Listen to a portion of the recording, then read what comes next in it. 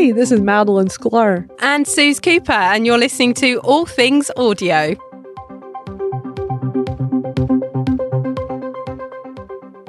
My goodness, that took a moment to sort out, didn't it? Suze, what the heck is going on with Twitter today?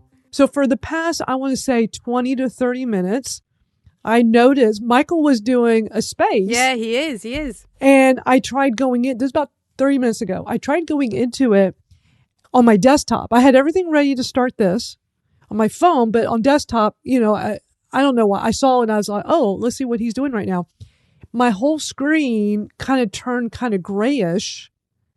I could still see it, but like it got dark, like the screen got dark. And I tried refreshing, wouldn't refresh. I literally had to close the browser tab and start over. And then I'm like, well, that's odd. Then I went back to my phone and like, well, let me get my bookmarks ready so we can start this. And bookmarks wouldn't load. And I'm thinking, uh-oh, something's wrong with Twitter. But it seems okay now. It was a little glitchy. Yeah, it certainly had its moment there. I mean, I was here all by myself for a few minutes listening to the wonderful All Things Audio music. But yeah, it became apparent quite quickly that no one was going to be able to join me. So thanks to those of you that have found us.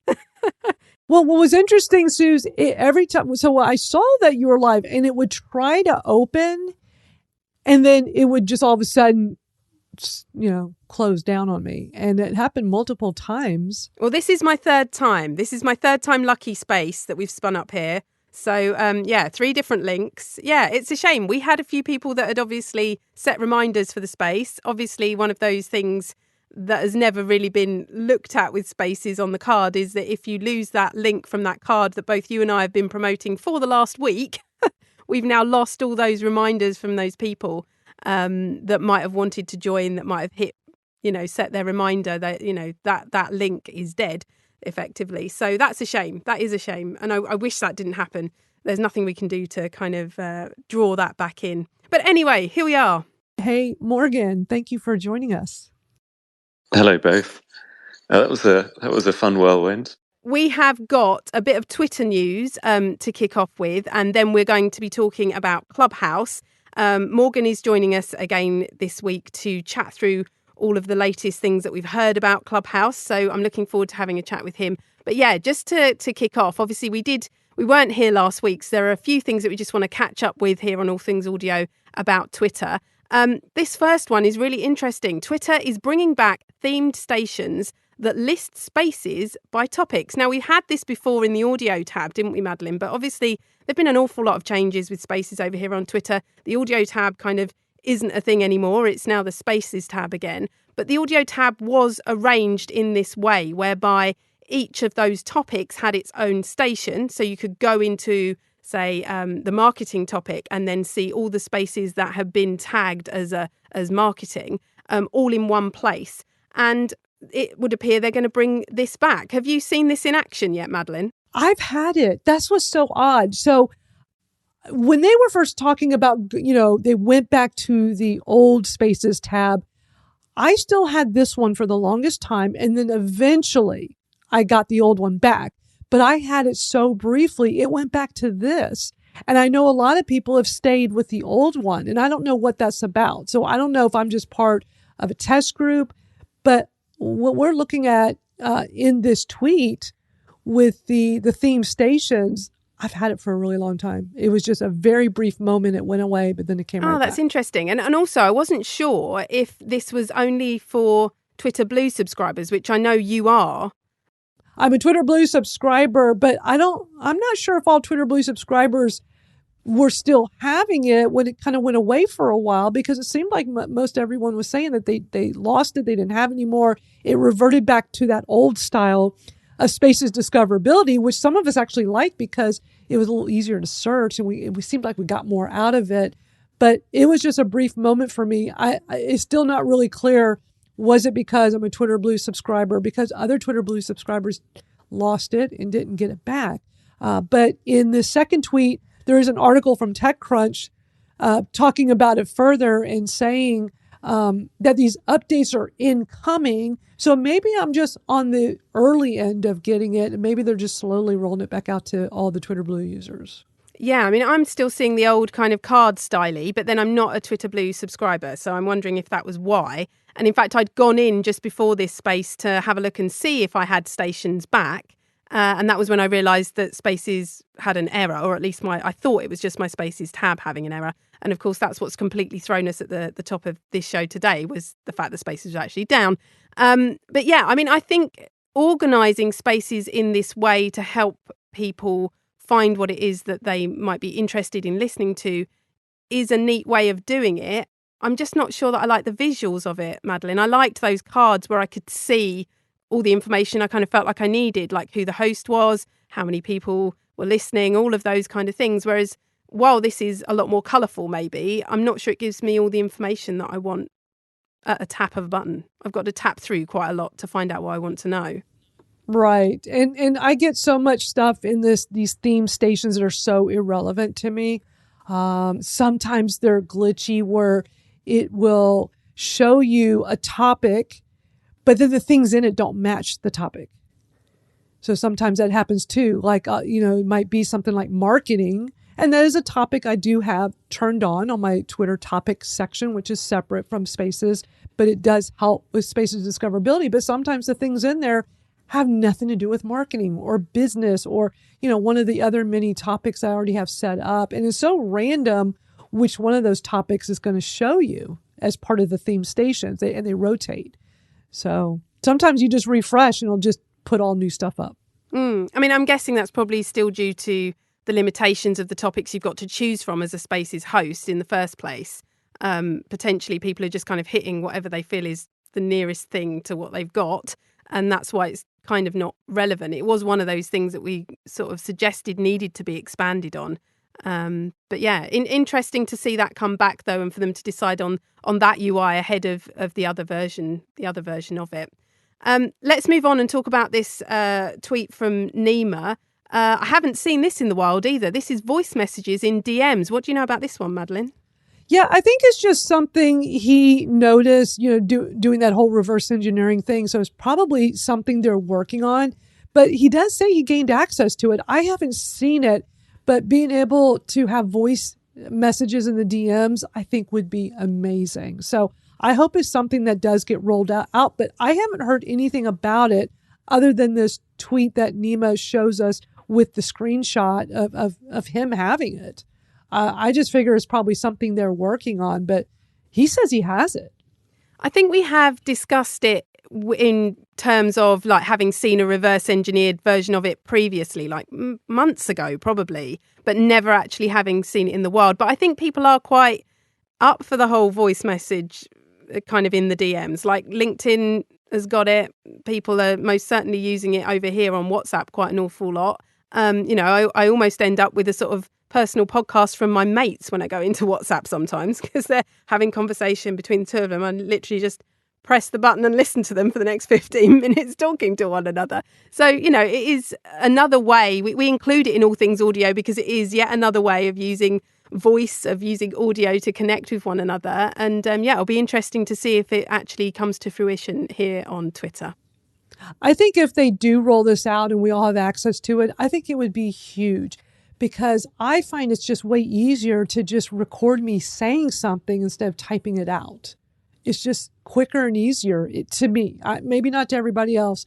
Like with text messaging, I love that with my iPhone, I have that ability to just press the mic and actually, there's two ways to do that. There's two different microphones on your iPhone. One is to just talk to text. So you just talk and it just types it all out hands-free, which is nice.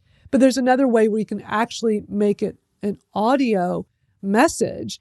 And I find myself using it more and more because I just think it's so much easier, and especially if you're in an environment where you need to be hands-free and you can't really be typing, like if you're driving or something. So I think if Twitter adds voice messages to the DMs, I think it's something people will really enjoy being able to use. Yeah, absolutely. Right, let's move into Clubhouse. There's a lot of it, Madeline, a lot to get through. Oh my gosh, lots. I don't remember the last time we saw this much news out of Clubhouse. I mean, most of these tweets are from Alessandro Paluzzi, who, to be honest, we should really contact and try and get him to come on All Things Audio for the amount of times that we use his content and discuss it over here. We should really try and see if he'll come and talk to us about some of it.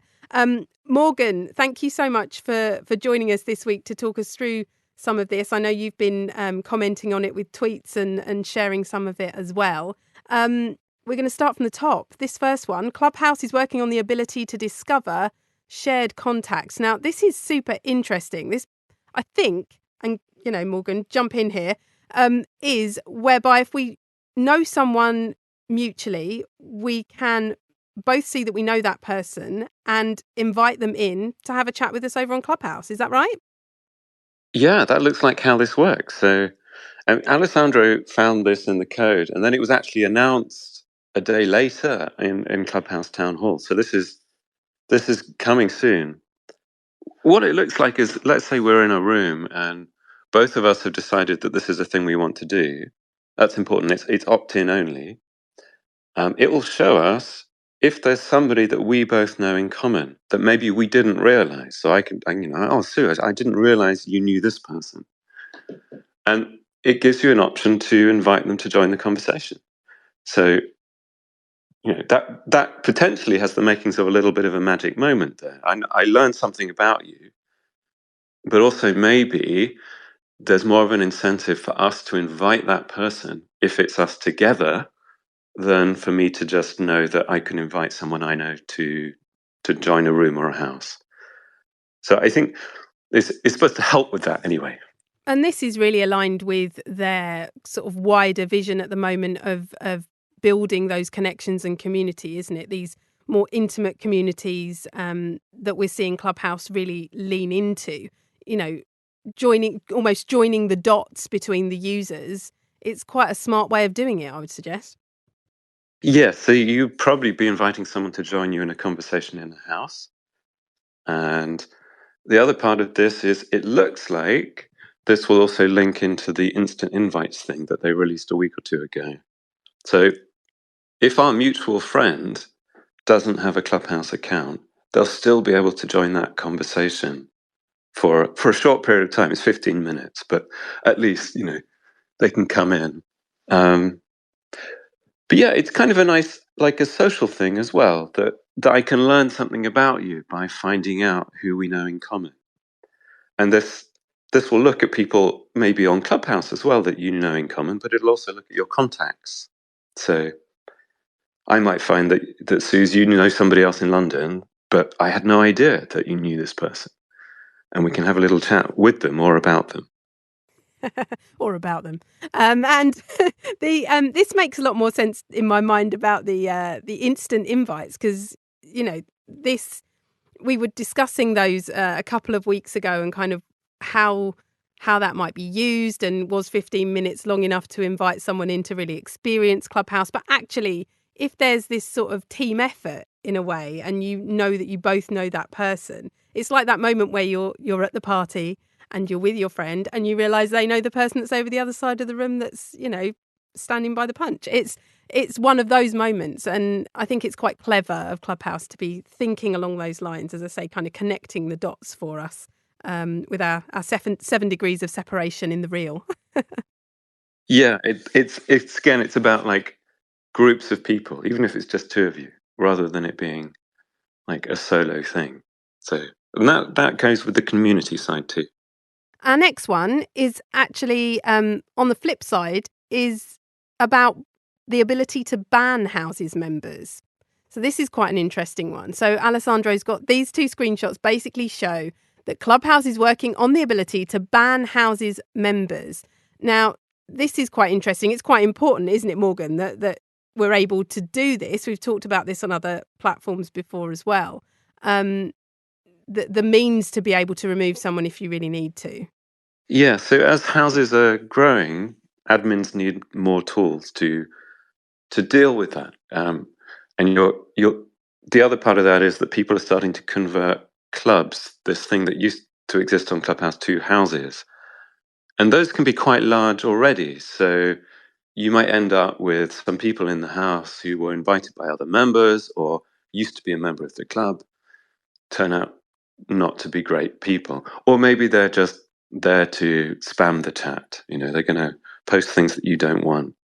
So this is just another one of those tools to make it easy for an admin to say, well, this person shouldn't be in the house. And it'll also remove all of the messages that they've posted. Oh, okay. So if they've been posting in the house chat, then their messages will be taken out of there as well when they're deleted? Yes, that's right. Yeah, it just makes all trace of that person disappear from the house.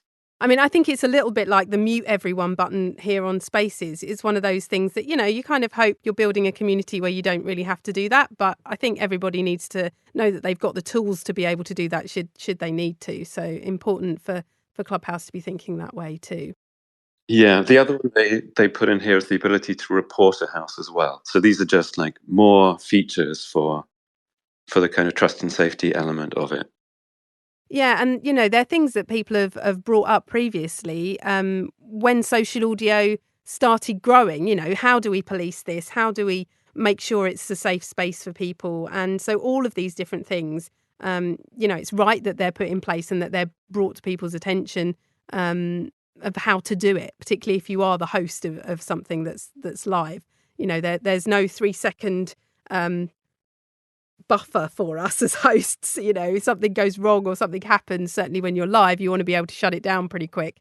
And, you then want to be able to make sure that future social audio spaces are safe for other people that are in there if you're inviting people along. So this next one is another one that's kind of along those lines, I think. So Alessandro's uncovered Clubhouse working on the ability to hide the members list. So give us a bit of information about this, Morgan. What is the members list and why might we want to hide it? Right. So at the moment, you can, if you're not a member of a house, you can go along and have a look at that house and you can see some of the people who are members, and it will probably show you people that you know. So you get an idea that if you have anyone in common in the house. If you join the house, obviously you're then a member and you can see all the other members in the house.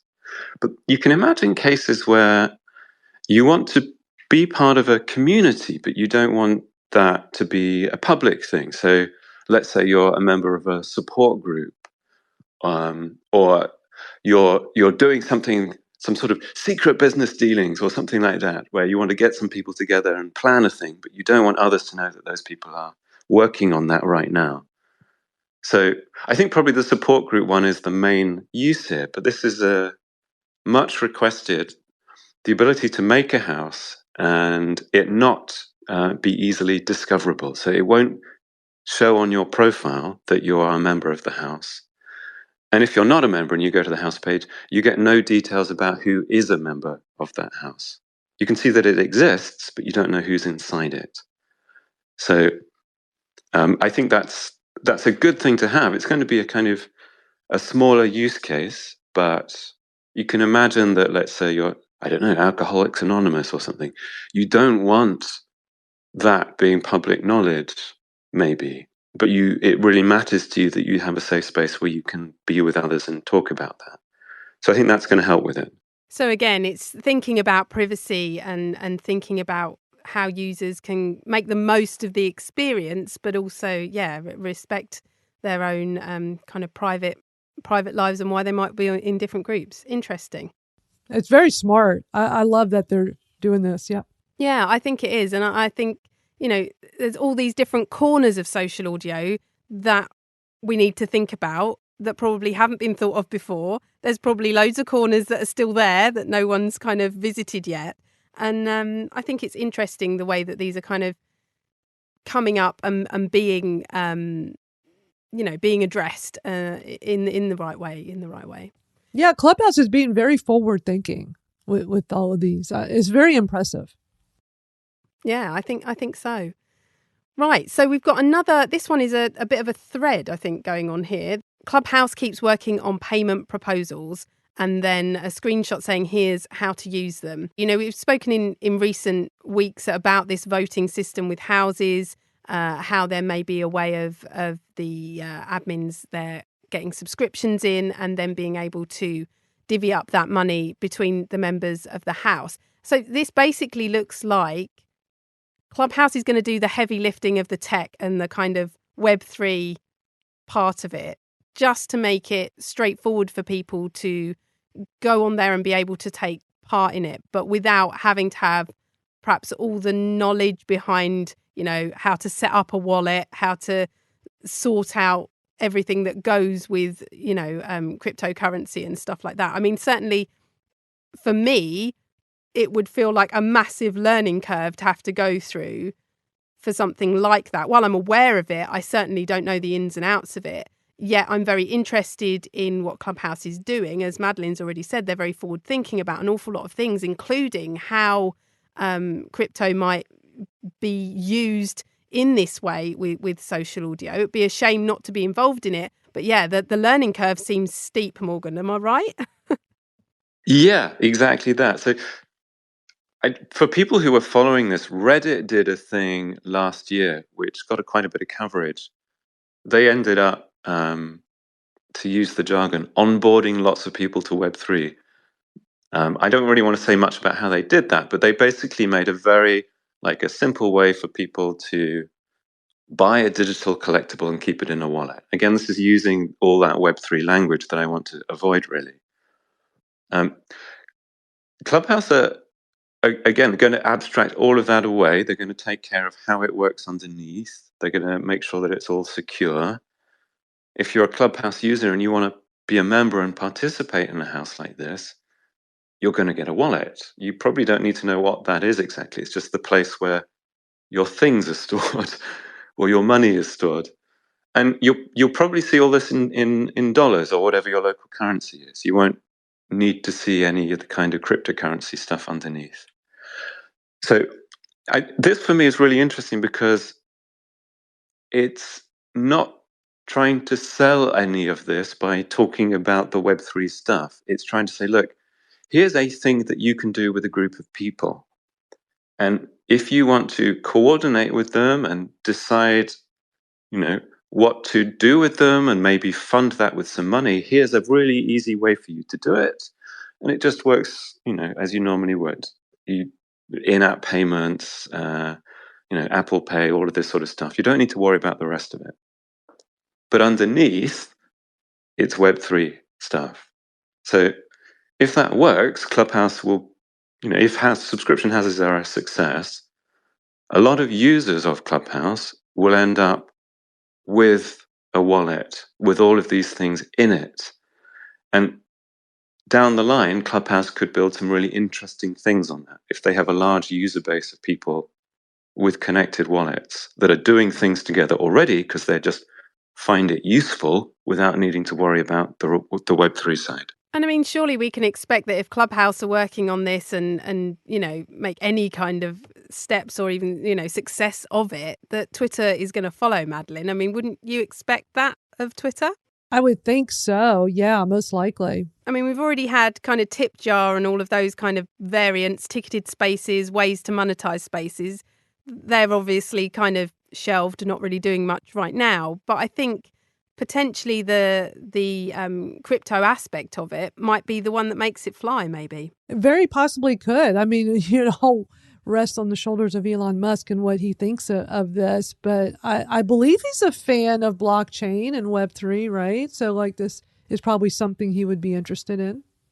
Yeah, I think so. I think you're right. I think, if it's got his backing, then I think it will probably do something. Right. As long as he doesn't take Dogecoin, that would be funny. But yeah, this is super interesting. I just love all these things that Clubhouse is working on, and it'll be interesting to see them taking the lead with these, and will Spaces follow down some of these paths. Yeah, I can't wait to see what happens with all of that stuff. It's good. It's great.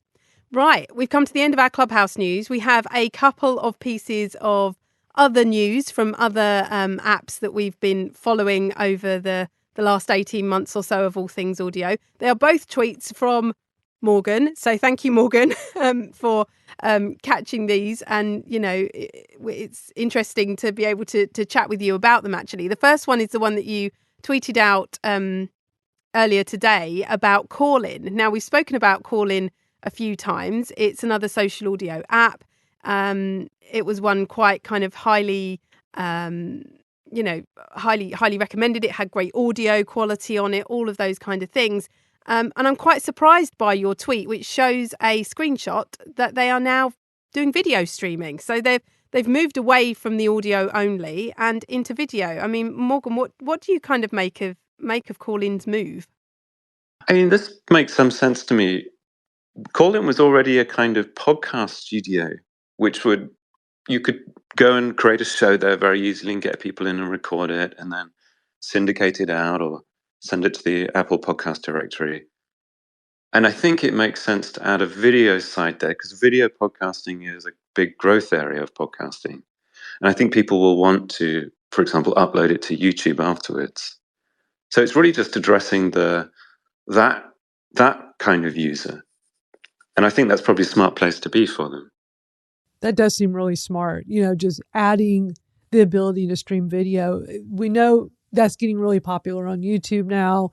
People are, many times podcasters are having video, they just don't share it, right? I mean, back in my earlier days of podcasting, one of the early ways we did it was through Skype. So you were on video with the guest you're interviewing, but I didn't use the video. I just would take the audio, strip the audio, and send that to my podcast editor, and that's what we use because video just wasn't a thing early on in podcasting, but we just are hearing more and more about it becoming popular. Plenty of people are saying they like consuming video. They would prefer that route instead of just listening to a podcast. So I think some of these apps and tools that are finding ways to incorporate the ability to easily stream video and adding it is a huge plus. Yeah, and of course, I'm assuming this will be live because obviously Callin as a social audio app, like with Spaces, like with Clubhouse, you're talking your live audio, so it will be live streaming as you would go live on YouTube, I would imagine. Yeah, I mean, it is a smart move. There are there's an awful lot of support for video podcasts. And I think any app that is sort of podcast based at the moment is probably looking for that way to leverage video within the app for those hosts that want to use it. So, yeah, smart move. It made me wonder what was going on with Fireside because we know that that's the other social audio app that moved more towards video. And if I can pin another one, this is something that I only noticed today. Fireside, if you open that app, what you get now is a TikTok-like feed of video shorts. That's the main thing you see. And they've almost reduced the audio show part down to something that's sort of a hidden library. So if you look at this screenshot, there's a button at the top right of this thing that you need to tap on to go and see the archive of shows. It seems to me like that's the only way you can get there, is this little button. So Fireside are really going all in on the video thing as well. And I think this is kind of interesting. It's that the social audio apps that were more focused around broadcast seem to end up almost naturally with video being a component of what you want a broadcast to do. It's something that's more prepared. It's a show. It makes more sense there to turn on video as well as the video podcasting thing. So I'd be interested to see if that is something that we also see down the line for Twitter, because we know Elon has talked about video himself. And would a broadcast space have a video component in the future? Wow, Madeline, we might be able to see each other.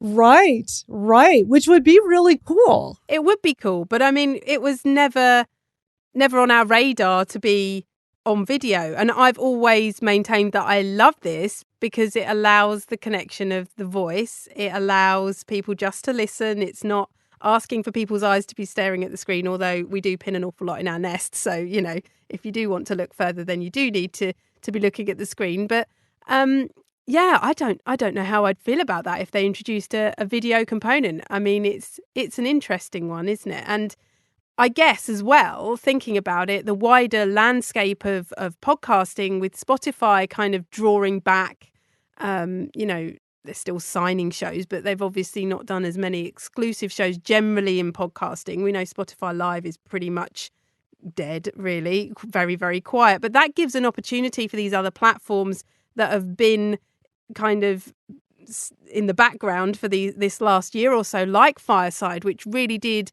set itself up as the professionals tool. You know, you had to apply to have a show on there. You couldn't just spin something up. You needed to be admitted and given permission to do it.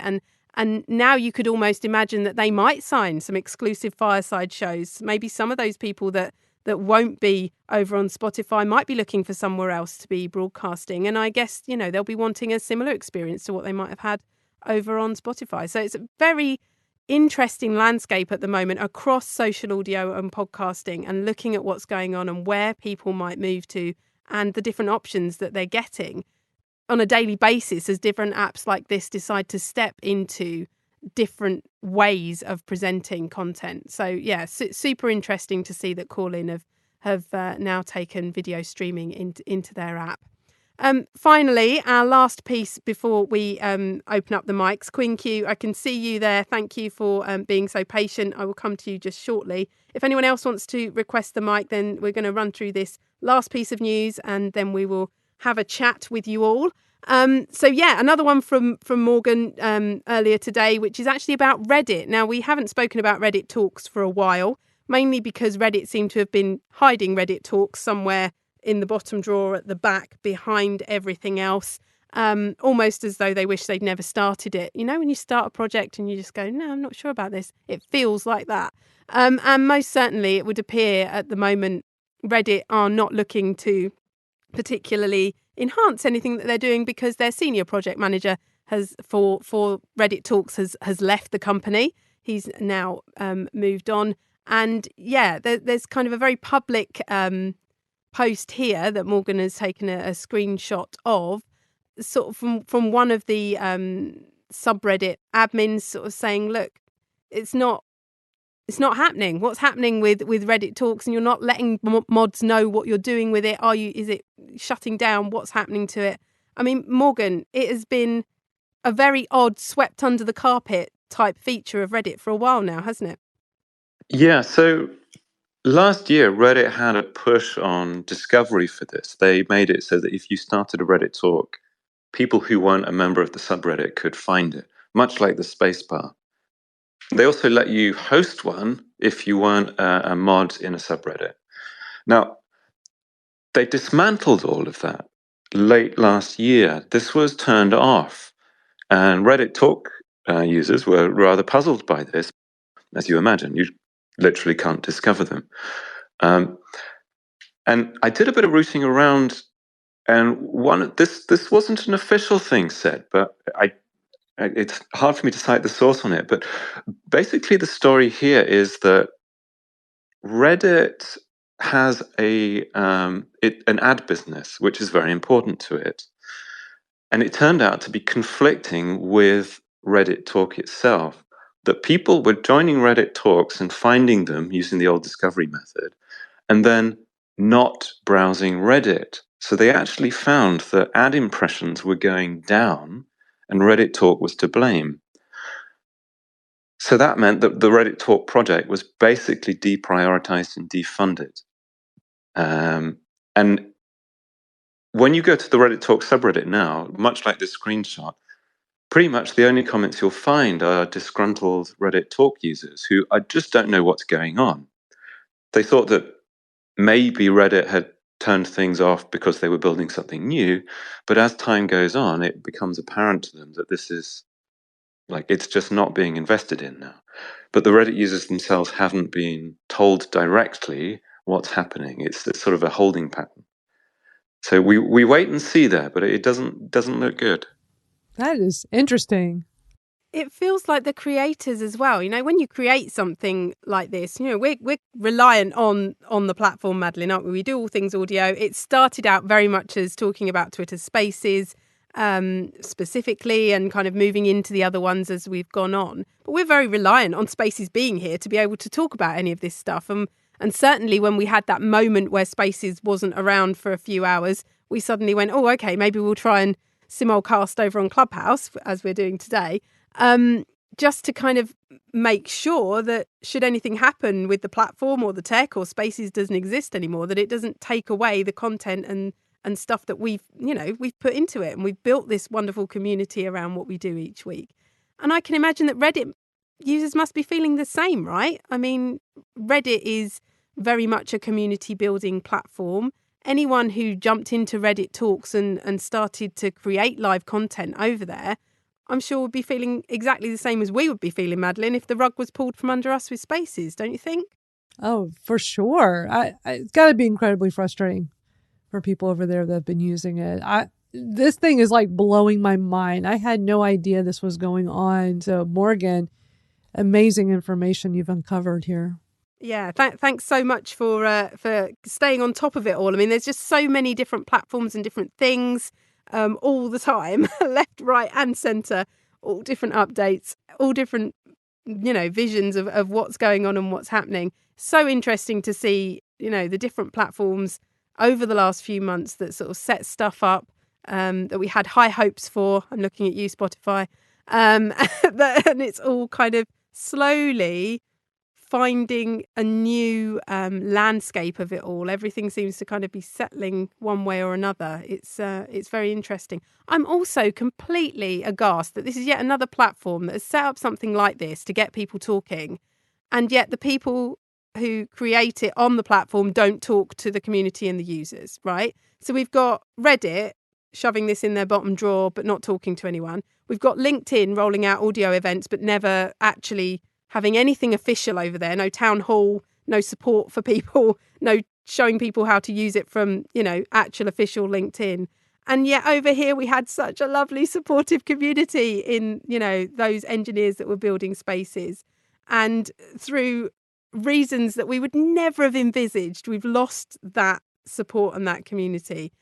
And yet, these platforms never even had that. I find that blows my mind, Madeline. It really does. Yeah, it really does. But I'm just glad, even though we don't have the staff from Spaces like we did, having these community Q&A spaces with us and keeping us informed, Spaces is still going strong and is doing okay. And we're all still trucking through and hosting and speaking and meeting new people. And it really shows that things have really worked out here in Twitter Spaces land. But some of these other platforms, they just did not put a lot of resources into it. And because of that, I feel bad for the people that are trying to use these tools and are getting nowhere. Like when we found out that LinkedIn wasn't really supporting LinkedIn Audio Live, but you had users supporting it, right? And teaching people how to use it and keeping that going. It's just really interesting how all these different platforms are doing things also differently when it comes to how they start these features, how they're building community with it, how they're helping people or not helping people, the lack of it, and who's still around, who's still standing. And interesting that with Twitter and all the changes with staff, is still standing tall, and we're all still here, even though we don't have that great support we used to have. I mean, maybe that's testament to those relationships that we built during that time when we were supported by the Twitter staff. In fact, we built such strong communities and strong connections with one another that we've managed to keep it going for ourselves. That's what I like to think. Right. So, Quinn Q, thank you so much for your patience. Thanks for joining us here on All Things Audio. I see you've popped into the Spaces chat about having used Reddit, so I'd love to hear from you about your experience of using Reddit Talks and how you feel about what's going on over there. Hi there, welcome to the space. Yes, thank you. So, first and foremost, what I would say is I am, a social audio, or at least was a social audio creator of some note, primarily originally on Reddit, but also on Clubhouse. I've used a lot of these platforms and tools, and it is kind of how you guys lay it out. I can give you sort of the insider take on the Reddit aspect in particular, because I think there might be some sifting through the tea leaves that might be, necessary that you guys, So for starters, the first thing like I would say is there was support and there was engagement, in a back channel. They had a secret Discord where the product team, primarily via Peter Chan, aka Signal, the former lead that has now gone on to work for Roblox. He and others would engage with prominent, I could put asterisk on that one, Reddit talk hosts and people on the program. But over time, those engagements became more sparse, it became more difficult to, get follow-ups from him and from other Reddit employees, because it was basically him and ostensibly members of the product team, and there's also members of the admin team. I'm getting corrected, Peter Yang. And essentially what happened was, well, a lot of things happened. One of the first things that happened was Reddit Talk was one feature that got implemented after another feature had been implemented called RPAN, which is basically Reddit's, live streaming equivalents, their pseudo answer to Twitch. And RPAN actually got sunsetted after, like significantly after, but still after Reddit Talk went live. And some people from the jump thought that Reddit Talk and RPAN were in conflict.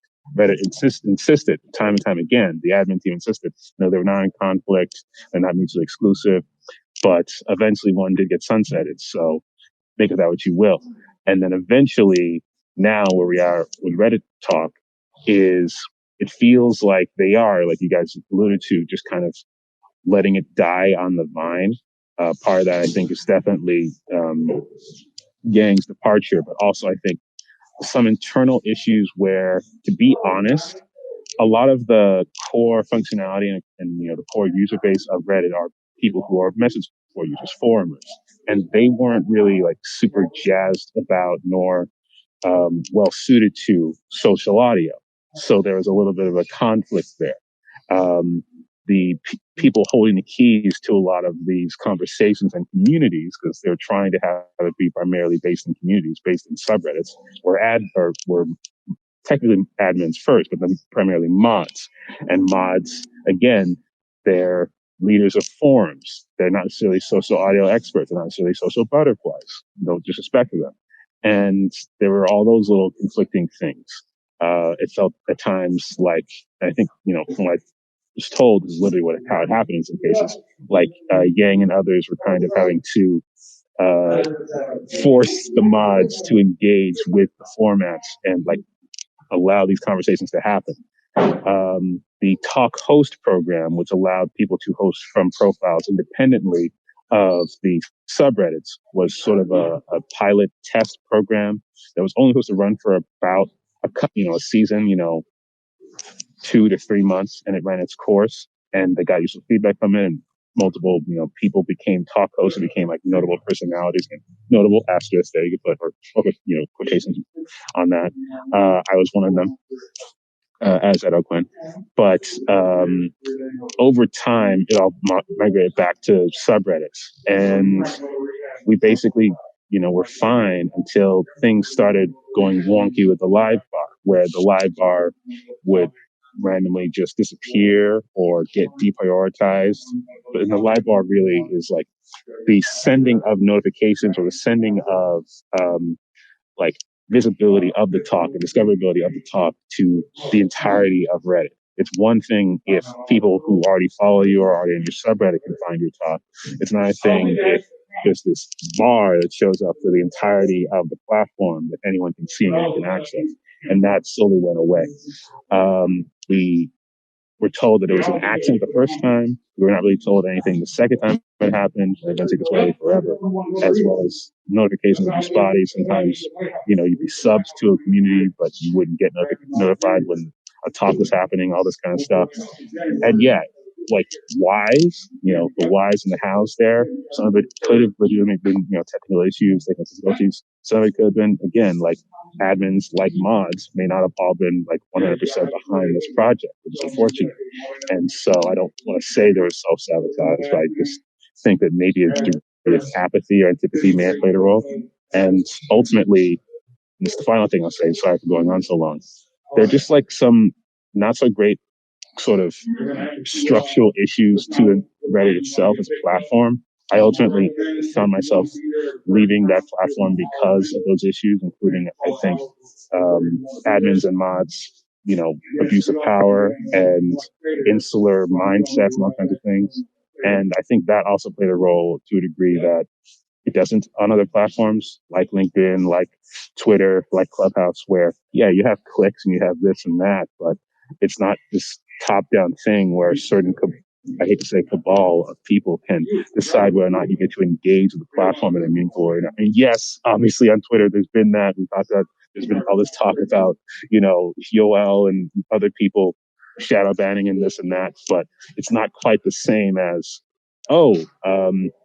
the mods and the admins will decide that you're just banned from the community or you're banned from the site because you, I don't know, said an unpopular opinion, like literally not even anything that actually is objectionable in a meaningful way. Just like, oh, I think the color red is better than the color green. Like honestly, at that level, kind of. And so, yeah, that made a real rough. And I'll cede the mic. Sorry for going on so long.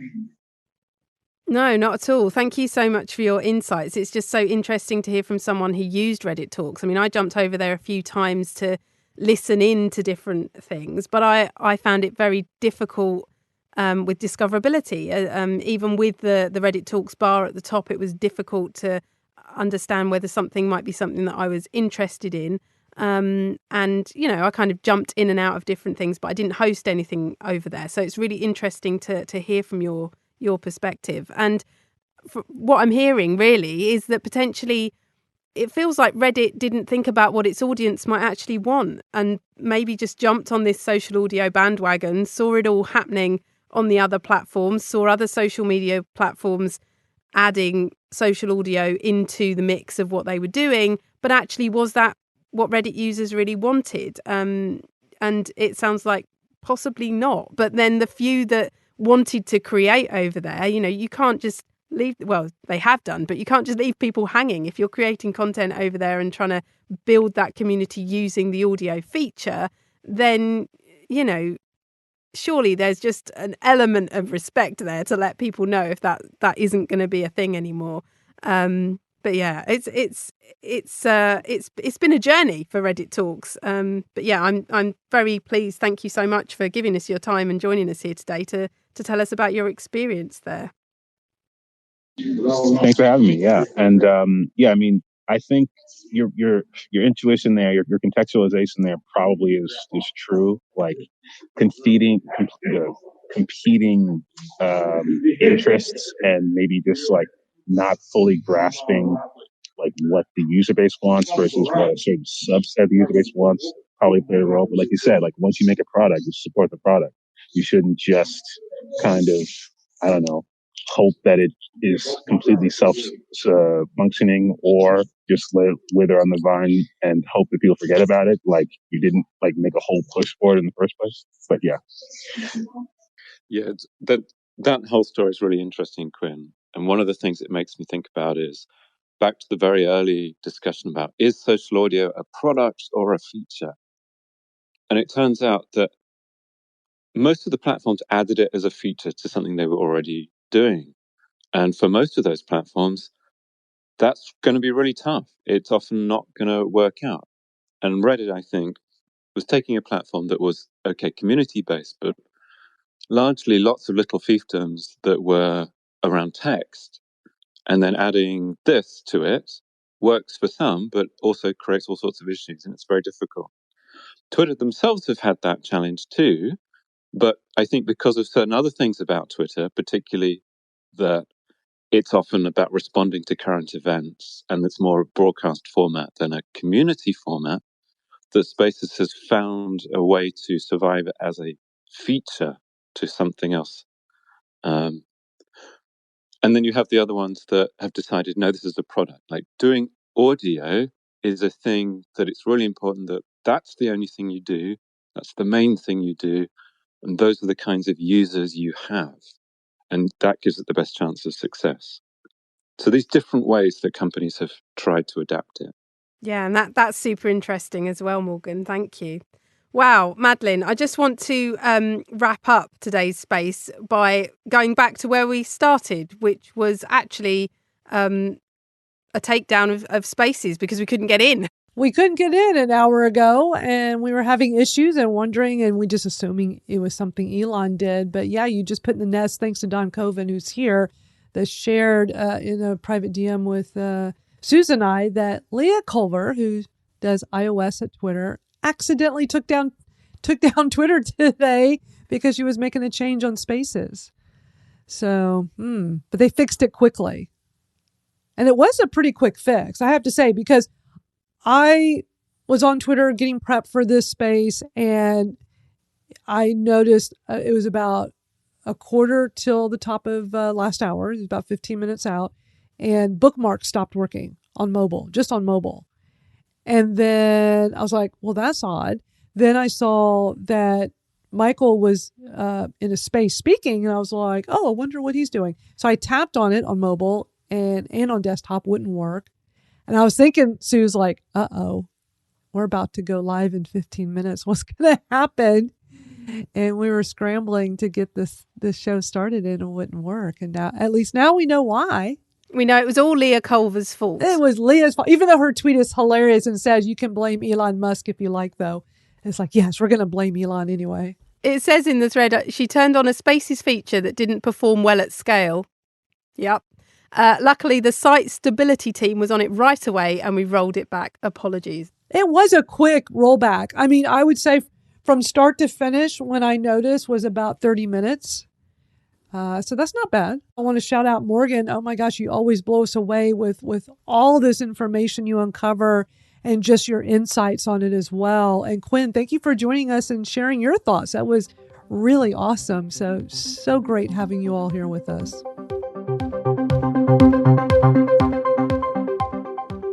Thank you to all of our speakers who came on and shared so much great stuff. And we're available in all of your favorite podcast apps. We're out there, All Things Audio. You can also go to allthingsaudiopodcast.com as well. You certainly can. And you can catch us here on Twitter and use the hashtag AllThingsAudio, and we'll pick that up throughout the week. So that's it for this week. But thank you so much to everyone that's been here in the space with us and those of you listening. And we'll catch up with you next week. Bye, everybody.